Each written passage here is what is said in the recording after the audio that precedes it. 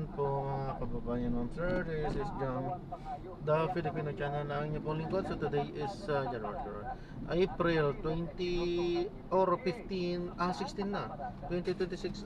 Tayo ngayon ay papunta dyan sa may Raksabago Street, Barangay 149 Tondo, Manila. At dadalhin po natin sa may Santor Street, San Antonio, Makati. Kaysa magbabalik po tayo mamaya konti pag nakuha na po natin sila. Disclaimer lamang po, ang content po natin ay kalsada at hindi ang passenger. Kaya nga naman sakali mo po na may marinig kayo mga pangalan ng lugar, pangalan ng tao, pangalan ng organizations, government o private man yan, ay wala pong kinalaman ng channel na ito.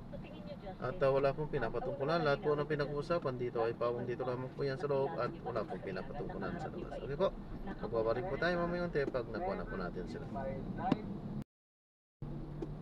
Ng kanyang buhok ay hindi ko pa nakita, o dulo ng kanyang buhok ay hindi ko pa nakita, hindi ko sa kilala.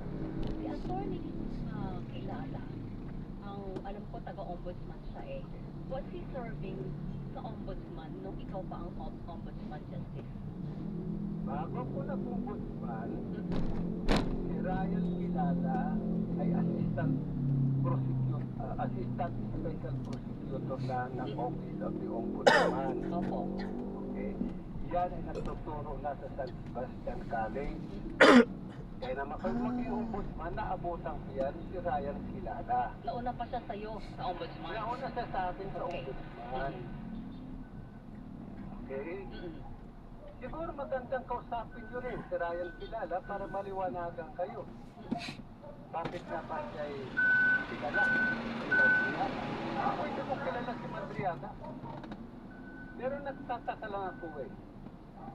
Kung ikaw ay mag-uutos, kayo ni Weng de la Peña, mag-uutos kayo, hindi pwedeng ikaw o si Mr. de la Peña, at hindi pwedeng sasabihin mo, bigay mo ito kay Alan Gatos or kay ano eh.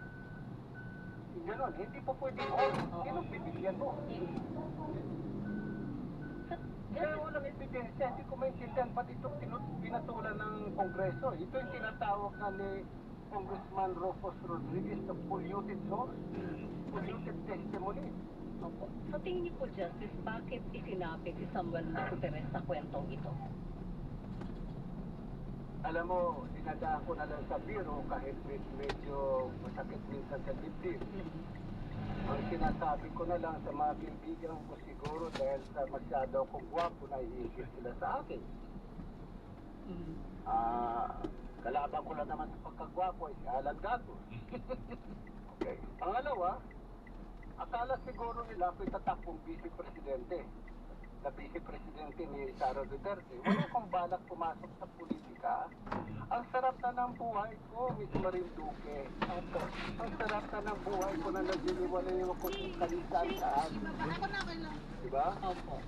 Bakit ko bubuluhin ang buhay ko? Sabi ko ng asawa ko, subukan ko raw kay tumakbong barangay captain. Para makahiga si Mel. Kilala ko yan si Mel. Hihigayan sa mga girl. Oo, kasi pero wait lang yun. Si Ryan kilala. Nagkasama kayo sa office of the ombudsman. Oo, di ba meron siya sa Nagkaroon ng office na ganitong mukha? transaction sa pagkakaalam ninyo. Mayaman na sila, ma'am eh. Kasi baka sa'yo, idinitikit sa pangalan mo, Justice eh. Baka sa'yo, sinasabi ni Madriaga na nabigyan din niya ng pera. Sa Makati daw yun. Sa Makati yun, ma'am. Dati magkasama kayo sa ombudsman. Ay, malaki. Alam mo, Yung reception ng hirap sa ako. ombudsman. Ipapaano na nga daw kay Kuya Sammy. Hindi mag Baka ibenta niyo pa. Christmas Sorry po. o anniversary ng ombudsman. Sorry po. Sige po. Disgrasya nga, buti natin yan, Brad. Buti yan, oh. Sige po. Magaling magtawa. Pwede yan. Oo. Sino nagsabing hindi pwede ang puti?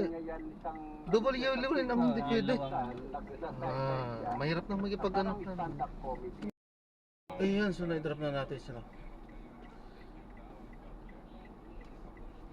Maraming salamat po sa panonood. Hanggang sa muli po. Ingat at God bless.